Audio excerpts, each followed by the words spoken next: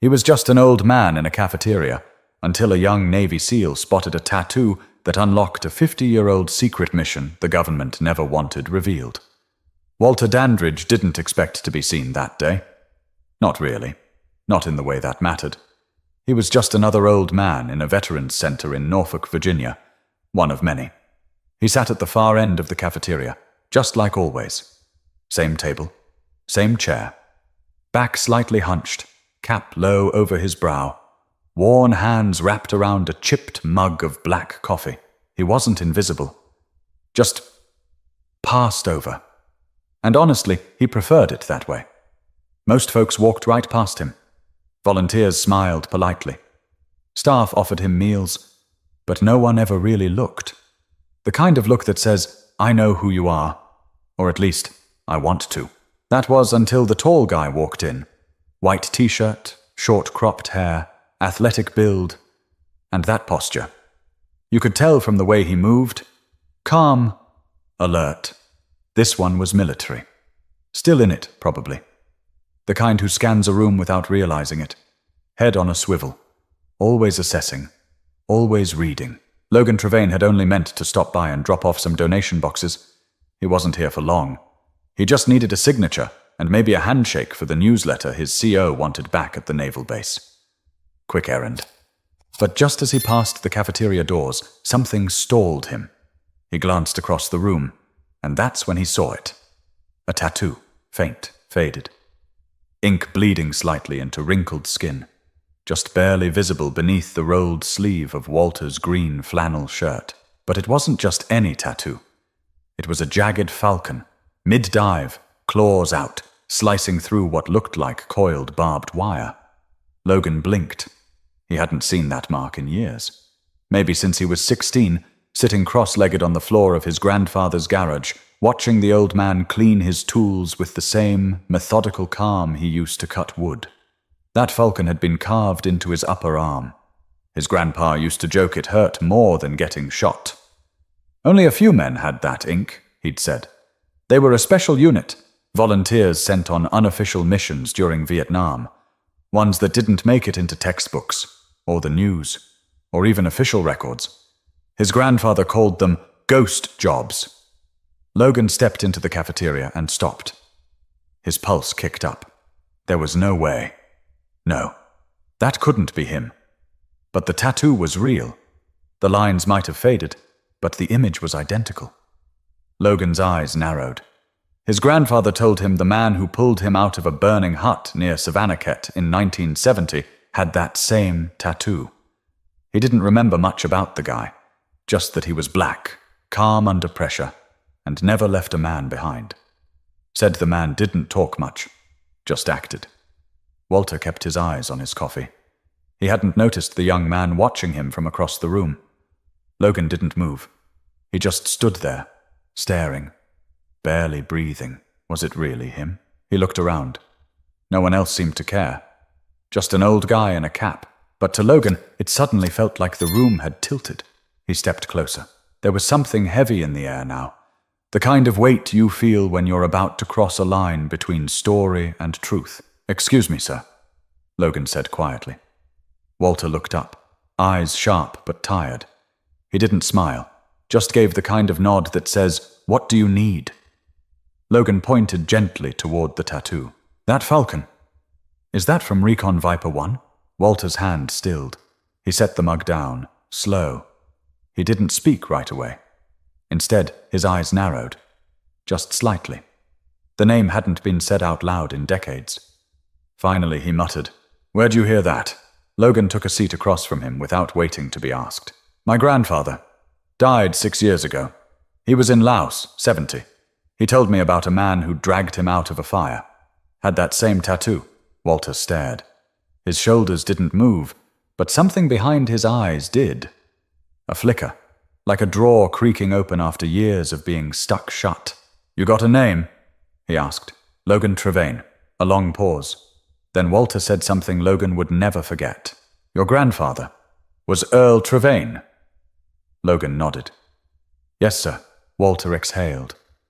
Deep, like something he'd been holding in for years had finally escaped. "Thought he died in that fire." he said, more to himself than to Logan. Didn't think he made it out. But Walter hadn't told the whole story yet, not even close. Walter didn't talk much about the war, not because he'd forgotten. Quite the opposite. Some things, once seen, never leave you. They carve themselves in quiet corners of the mind, like that falcon tattoo, forever inked in his skin, whether others noticed or not. But Logan Trevane wasn't just anyone. He was Earl's grandson. And Earl Trevane wasn't just another soldier. Walter leaned back in his chair, his fingers brushing lightly over the tattoo.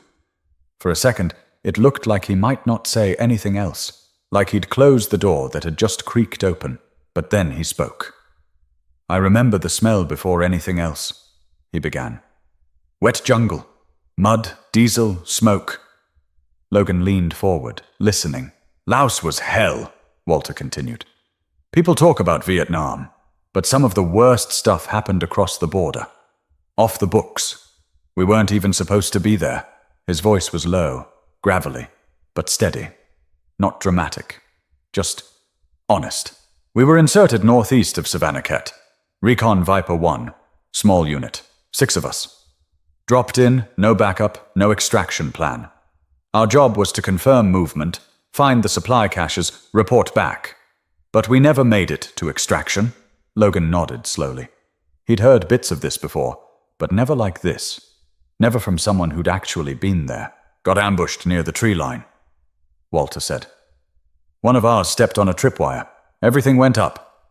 Sounded like the earth cracked open. Earl was thrown into a hut, hit his head on the way down.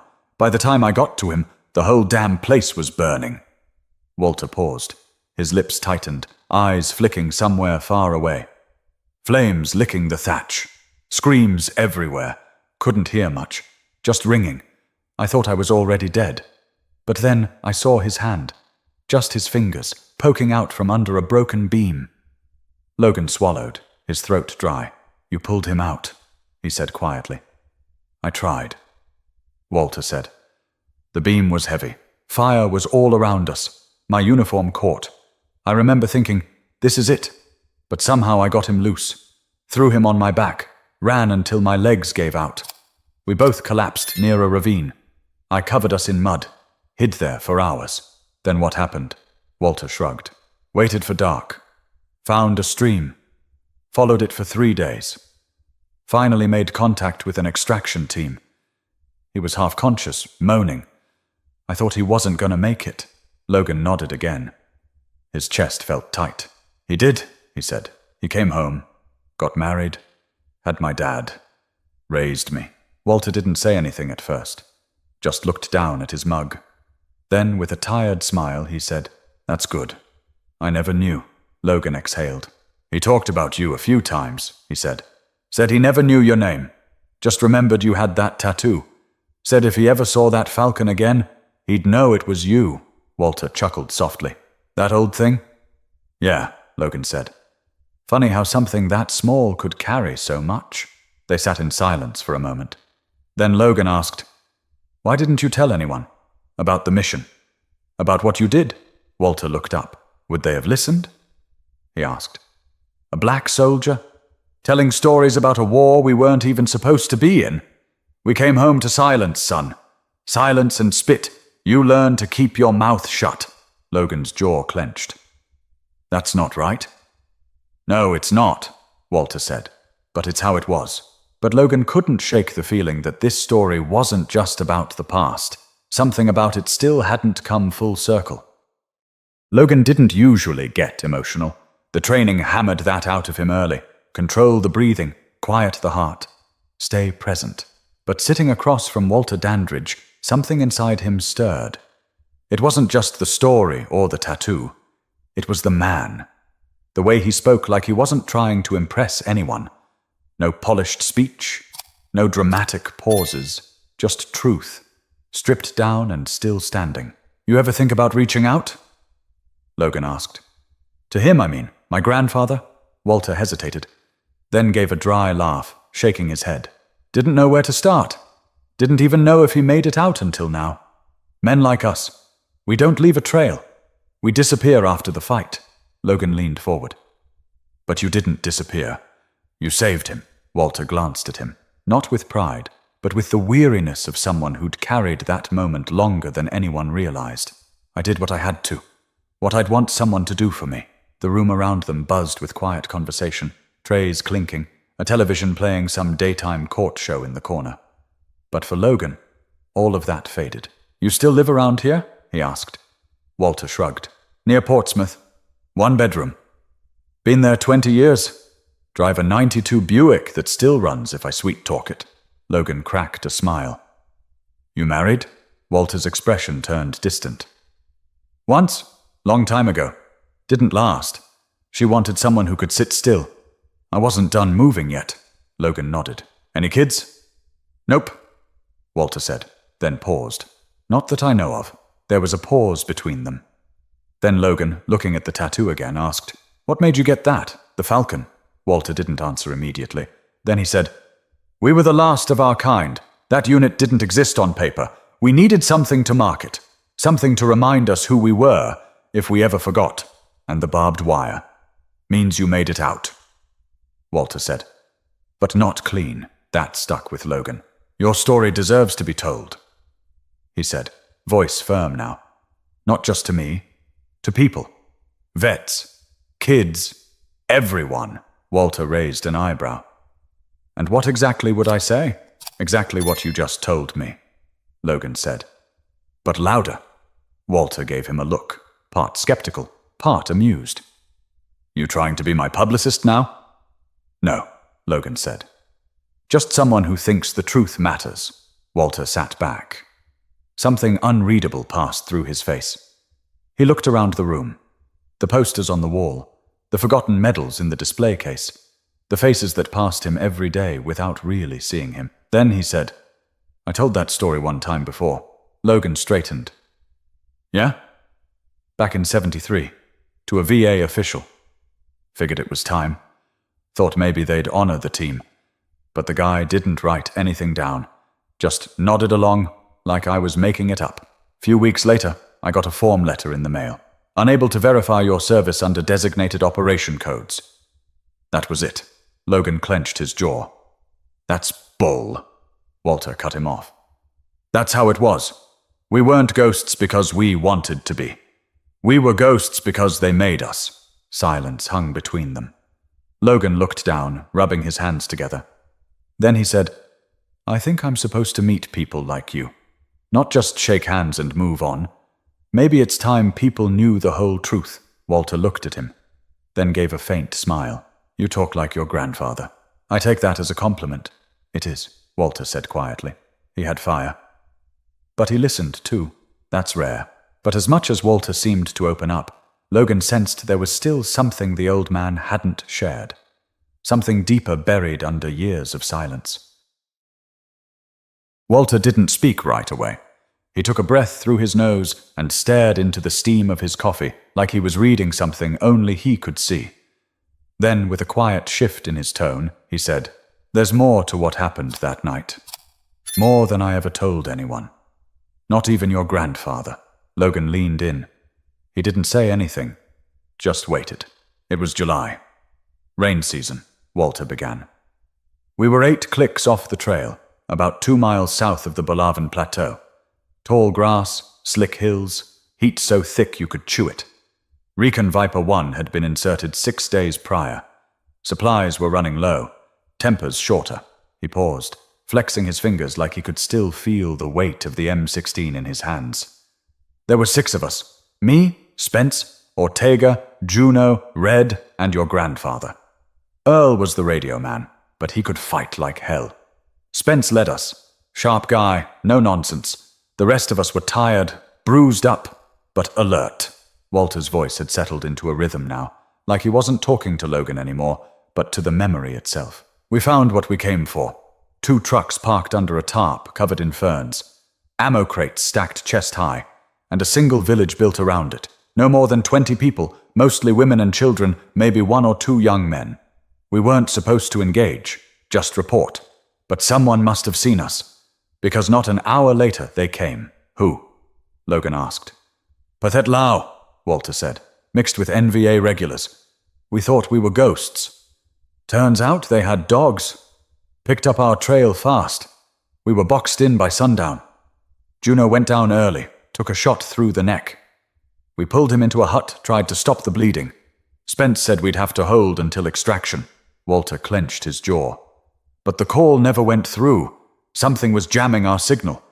Earl tried again and again, working that damn radio with blood on his hands. Then, boom! One of their grenades took out the side wall. Whole place lit up. He closed his eyes for a moment. I remember grabbing Earl. He was unconscious, leg bent wrong, still clutching the radio. The fire was climbing fast. Ortega yelled something. I couldn't hear it. My ears were ringing. Then the roof collapsed. Walter's eyes opened again, sharper this time. I should have left him. That's what training tells you. Save yourself. But something in me wouldn't. I dug through what was left of the wall, grabbed him by his vest and crawled out. Everything after that was a blur. Flames, bullets, screams. I ran blind. Don't even know how I didn't get hit. I just ran. He glanced at Logan. I didn't even check if he was breathing until hours later. Logan's throat tightened. You saved him. That's all that matters. Walter gave a tired smile. Maybe. But the part I never said, the rest of our team, they didn't make it. Logan's face dropped. I thought Spence was right behind me. Thought Red got out too. But the ravine, only me and Earl made it down. I waited 3 days before help came. Every hour I thought they'd find us. But no one did. Did you ever get closure? Logan asked. Walter shook his head. Closure's something people made up to sell books. You survive. You carry. You learn how to walk with ghosts. Logan didn't know what to say to that. He felt the weight of every word, like he'd been handed a memory not his own, but one he was meant to protect. Walter leaned forward now, speaking low. There's a file. Hidden in my place. A field map, some dog tags, one of Red's letters he never mailed. Been sitting there for decades. Never knew what to do with it. Maybe it's time someone else held it. Logan didn't move. He just said, I'll take care of it, I swear. Walter looked at him, then gave a single nod. Then maybe all that running wasn't for nothing. But even as Walter handed over that piece of the past, Logan knew something wasn't sitting right, because someone, somewhere, had kept that mission buried for a reason. Walter sat back, shoulders heavy, as if speaking those words had cost him more than any firefight ever had. Logan stayed quiet. He didn't want to fill the space with noise. He wanted to understand the silence, to feel it. I came back stateside in August of '70, Walter said after a long pause. Flew into Travis Air Force Base. No fanfare. Just the sound of boots hitting pavement and a sergeant barking for us to keep moving. He paused again, fingers tracing the rim of his coffee mug. I remember walking out of the airport in uniform. Thought I'd feel proud. Instead, I got spit on. Called names. I was 22, had shrapnel in my leg, and I was told to forget it ever happened. Forget the men I left behind. Forget the scars. Logan looked down. He'd heard stories like that before, but hearing them directly, from someone sitting 2 feet away, was different. You tried to report what happened? He asked. I did. Walter nodded. Went to a guy at the VA in Baltimore, showed him the field map, the tags, told him everything, names, coordinates, the whole timeline. And? He said my file had redactions, told me the mission didn't exist, that the paperwork I had didn't match any official OP, told me I must have confused details, said it was best not to push it. Walter gave a bitter laugh. I wasn't confused. I was erased. The words hung in the air. Sharp. Final. They called us ghost teams for a reason, he added. When things went south, they burned the paper trail. But those ghosts still breathe. They age. They carry. Logan's voice was tight. They just left you to rot? Walter shrugged. Some of the guys ended up in jail. Others vanished. I tried to get a job with the Postal Service. Turned down twice. Didn't pass the background check. No one ever said why. My military ID didn't mean anything. Because you were black, Logan said. Walter didn't respond right away. Then slowly. Part of it, yeah. The other part was the mission. They didn't want questions. And they sure didn't want to admit a bunch of unofficial soldiers saw and survived what they shouldn't have. Logan leaned forward. So what did you do? Odd jobs? Carpentry? Freight? Anything that paid cash under the table. Slept in my car a few times. Kept my head down. I tried to get help once more in '85. Went to the VA in Norfolk. Guy told me he'd never heard of Recon Viper 1. Same damn phrase. You're mistaken, sir. That's unbelievable, Logan muttered. Walter looked him dead in the eye. It's not unbelievable. It's American. That's what this country does to the people it's ashamed of. Logan sat back. Let that sink in. You ever think of writing a book? He asked. Walter smiled, but it didn't reach his eyes. I could barely afford paper, son. And who'd read it? Some washed-up ghost trying to prove he mattered? I would. This time the smile stuck. Maybe now, Walter said. But back then, you gotta understand, when the world stops calling your name, you stop saying it out loud. They sat in silence for a moment. The noise of the center hummed back into awareness. Forks on plates. Someone laughing at a card game. Life going on, even as truth sat across from it, nearly forgotten. You ever miss the team? Logan asked. Walter's eyes clouded again. Every damn day, he said. They were my brothers, even when we didn't talk, even when we fought. I still remember Ortega's laugh, Juno's crooked grin, and Spence. He had a way of staring off like he saw something the rest of us didn't. I think about them more now than I did back then. Why now? Because I'm almost done, and they never got to be old. They stayed 22, frozen.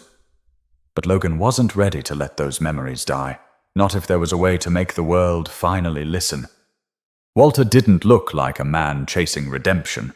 He looked like someone who had accepted what the world handed him and found a way to keep standing.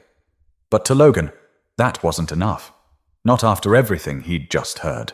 You know, Logan said, breaking the quiet between them. I've done 2 deployments. Afghanistan, Syria. I've seen combat, I've lost people, but I've never been erased. I get medals mailed to my house.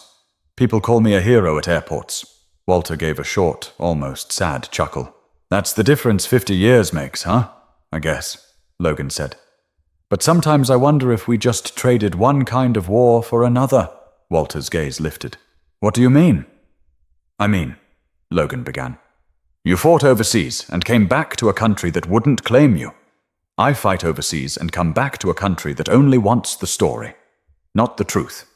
People love us when we're in uniform, but they stop listening when we take it off. Walter raised his brows, surprised. Didn't expect that from someone your age. I didn't either, Logan admitted. Not until I saw how fast people forget. My buddy Cole lost both his legs in a roadside blast. 2 weeks after we got home, he applied for disability. Got denied. Told he wasn't eligible because the injury happened during a classified op.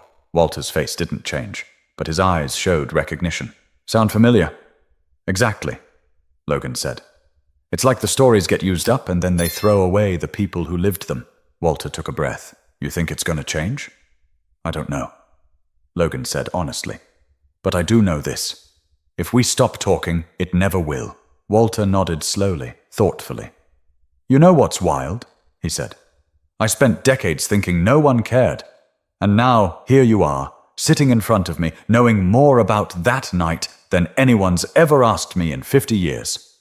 That's because I grew up with your story, Logan replied. My grandfather talked about you like a ghost that saved him, like some figure in a legend. And then I walk into this building and see a man drinking cold coffee alone. And I realize, ghosts get old too. That made Walter smile for real. I'm not a hero, Logan. I panicked that night. I didn't think. I just moved. That's the part that makes it heroic, Logan said. You didn't think about being remembered. You just did it. Walter looked down, shaking his head gently. And yet, here I am, still wondering if it mattered. It did, Logan said. You saved a man who started a family, who raised a kid, who gave me a name. You mattered more than you'll ever know. Walter stared at him. For a moment he looked like he might say something. Instead, He just let out a breath he'd been holding far too long. "You know what I remember most from that night?" he asked. "What?" "Right after we crossed the ravine, I was lying in the mud with your grandfather half-conscious beside me. He opened one eye and whispered, 'Tell me I'm not dead.' And I said, 'If we're both dead, this is a terrible afterlife.' He laughed. Barely. But he laughed. First sound I'd heard from him since the explosion. Logan grinned. Sounds like him. I didn't know what to do with that memory, so I just kept it." They sat in that moment, both knowing that this wasn't just two men swapping war stories. This was a passing of weight, of witness, of truth. "So what now?" Walter asked. Logan thought about it. "Now we figure out how to make this right. However we can." Walter shook his head with a slight smirk. "You sure about that? Once you start digging, things come up that people don't want unearthed. Then they should have buried them better," Logan said, without missing a beat. But Walter had lived long enough to know, once the truth starts resurfacing, somebody always wants to keep it buried. The next time Logan visited Walter, it wasn't for coffee or conversation. He came with a folder. Manila. Thick. Stuffed with printouts, photos, and military documents. Some declassified, some not. Logan laid it on the table between them like he was setting down a live grenade. "I did some digging," he said.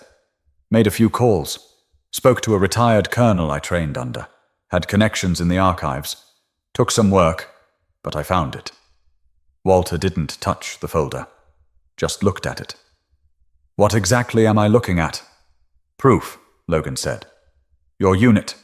Recon Viper 1. They said it didn't exist.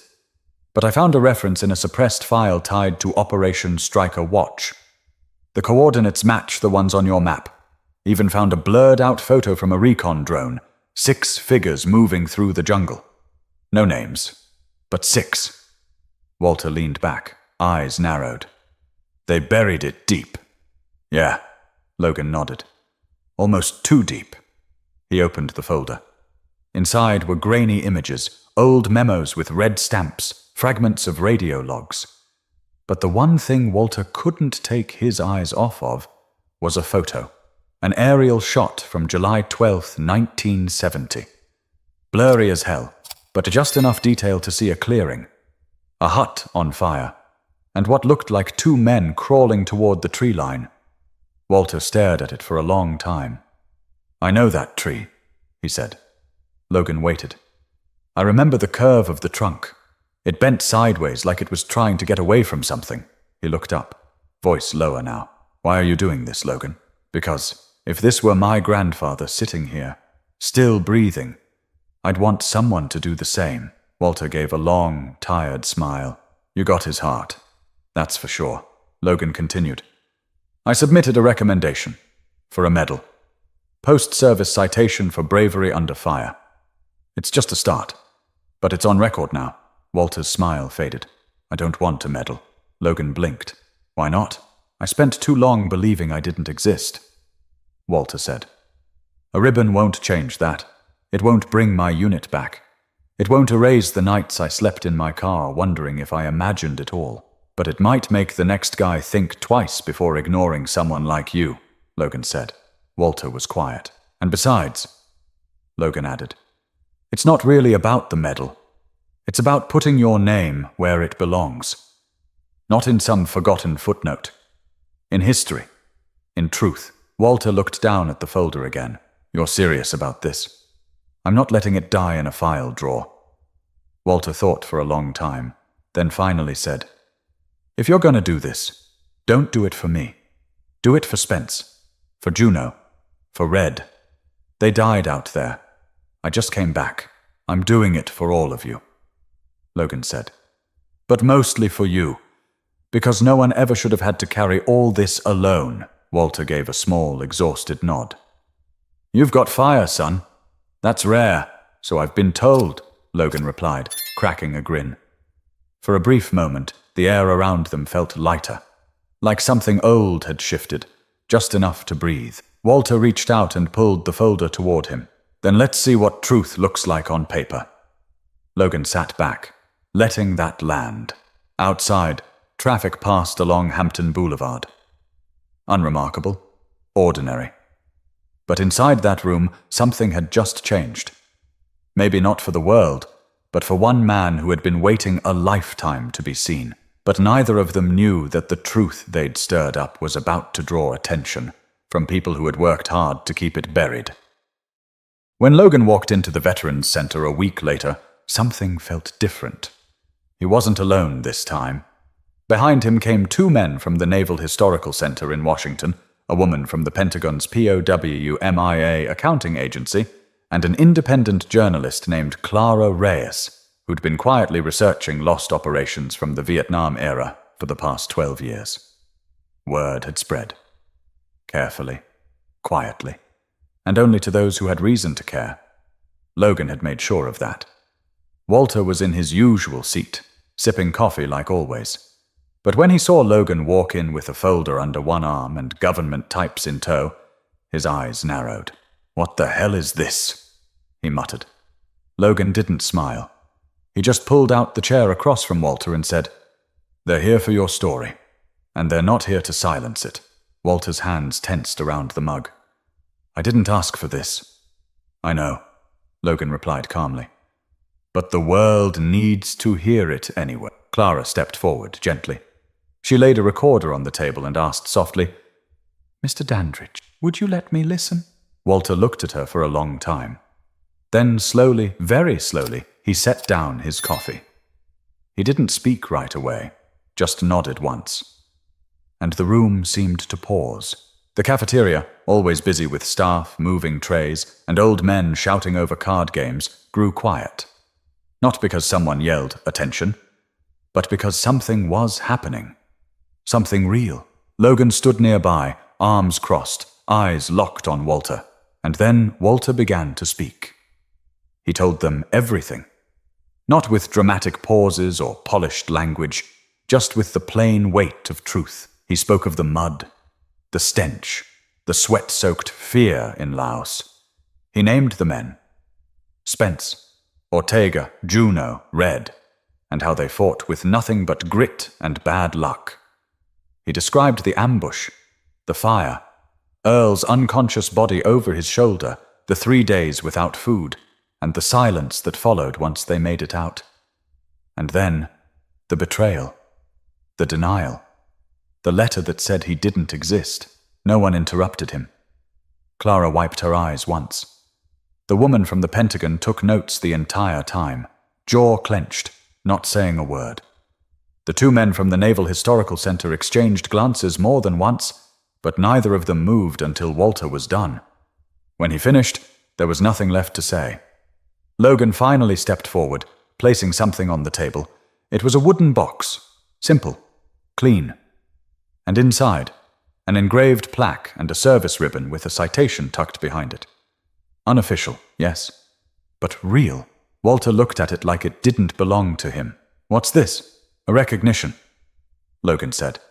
"Not from Congress, not from the VA, but from the people who heard you and believe you." Walter ran his fingers over the brass plaque. The name on it. Sergeant Walter Dandridge, Recon Viper 1. "Someone's gonna raise hell over this," Walter muttered. "Let them," Logan said. "They had 50 years to speak. It's your turn now." The people in the room clapped. Not a standing ovation, not loud, just a quiet, heartfelt sound that meant more than medals ever could. And for a second, just one, Walter allowed himself to lean back, close his eyes, and feel it. Not the honor, not the applause, the recognition. After all this time, someone had listened. Later that day, as the group began to pack up, Clara leaned in and said, "We're doing a write-up, a full article, front page of the Historical Review. Your team's getting a proper place in the record." Walter just nodded. But as Logan turned to leave, Walter stopped him. "Hey," Logan turned. "You were right," Walter said. "Sometimes truth matters more than silence." Logan gave a half smile. "You gonna be okay?" Walter shrugged. "Guess I'll find out." But as Logan stepped outside into the sun, he knew this wasn't the end of the story, just the start of a truth that could finally breathe. Walter didn't go back to being invisible after that day.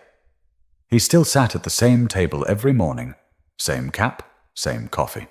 But something had shifted. People started stopping by, not to pity him or patronize him, just to ask questions. Listen, sit with him like his presence meant something more than a check mark on a roll sheet. One of the younger volunteers, Jared, maybe 24, started bringing in his tape recorder, said he wanted to preserve first-hand stories. Walter didn't correct him. He just talked. Some days it was about the jungle. Some days it was about his Buick refusing to start. But either way, people listened, and for the first time in a long time, Walter Dandridge felt real. Not remembered, not celebrated. Real. The story Clara published ran in the National Veterans Historical Review and then got picked up by 2 local Virginia papers. Within a month, there was a petition online calling for a posthumous unit citation for Recon Viper 1. Logan shared it with his SEAL community.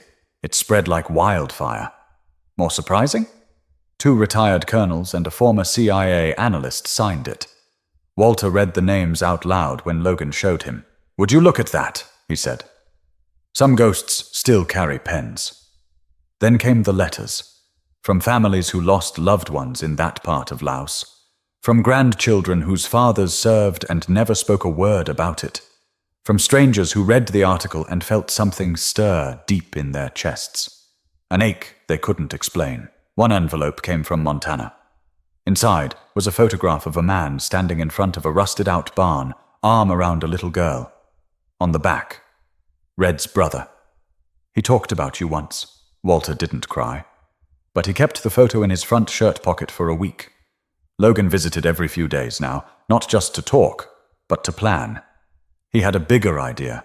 Something public. A memorial, maybe. Something to carve their names in stone the way the government never had. But Walter wasn't sure.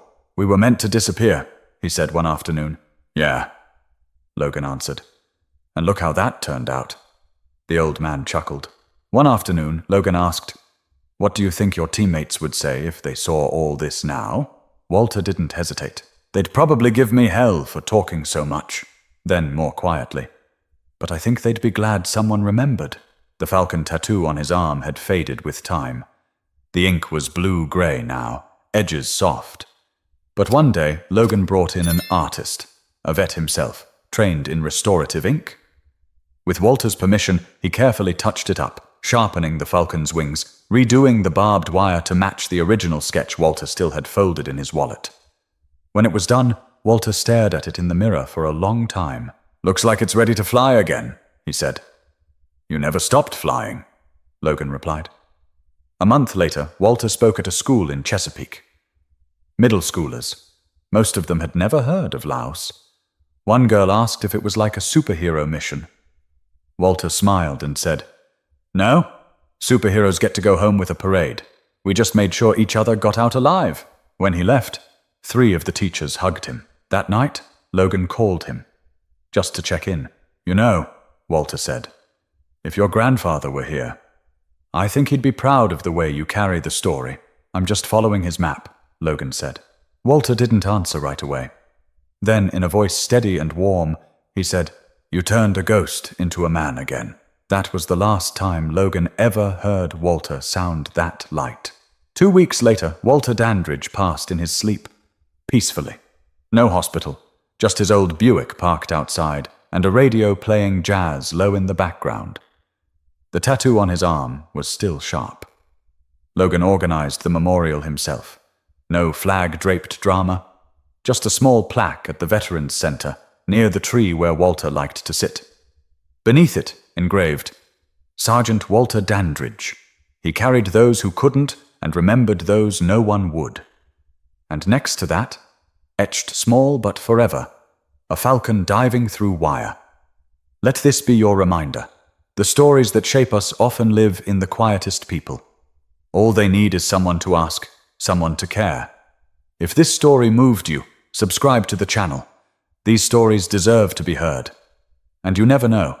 Your listening might be the thing that brings someone back to life.